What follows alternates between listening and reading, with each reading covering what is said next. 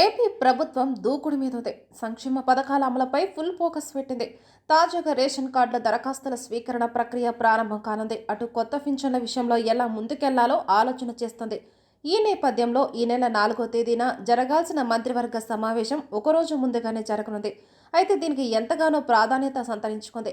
Cabinet భేటీలో కీలక అంశాలను చర్చించనున్నారు. వాటికి ఆమోద ముద్ర వేయనున్నారు. ఇటీవల కాకినాడ పోర్టులో పెద్ద ఎత్తున రేషన్ బియ్యం పట్టుబడిన సంగతి తెలిసింది.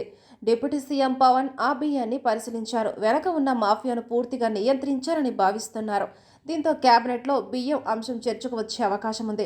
రేషన్ బియ్యం పక్కదారిపై ప్రభుత్వం సీరియస్ చర్యలకు దిగే ఛాన్స్ కనిపిస్తుంది.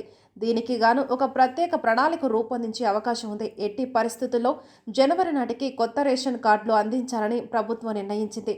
రాష్ట్ర వ్యాప్తంగా కొత్తగా 3 లక్షల మందికి రేషన్ కార్డులు అందించాలని భావిస్తుంది. అయితే పాత రేషన్ కార్డులను సైతం కొత్తగా డిజైన్ చేసి అందించాలని చూస్తుంది. జనవరి 2వ నాటికి జన్మభూమి 2 కార్యక్రమం నిర్వహించాలని భావిస్తుంది.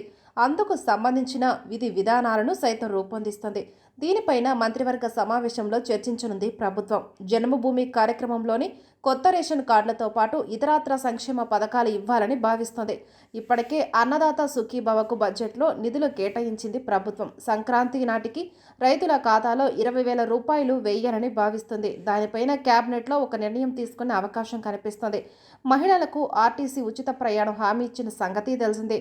దీనిపై ఇప్పటికే విధి విధానాలను రూపొందించారు. వివిధ రాష్ట్రాల్లో అమలవుతున్న ఈ పథకాన్ని పరిశీలించి కీలక ప్రతిపాదనలతో ఒక నివేదిక తయారు చేశారు. దానిపై కేబినెట్ సమావేశంలో చర్చించనున్నారు. ఒక నిర్ణయం తీసుకుంటారు. ప్రధానంగా కాకినాడ పోర్ట్ నుంచి బియ్యం తరలింపు, ఆదాయం నుంచి ముడుపులు తీసుకోవడం వంటి అంశాలపై సైతం కేబినెట్లో చర్చించే అవకాశం ఉంది. అయితే ఈ నెల 4న జరగాల్సిన కేబినెట్ సమావేశం ఒకరోజు ముందుగా నిర్వహిస్తుండడం విశేషం.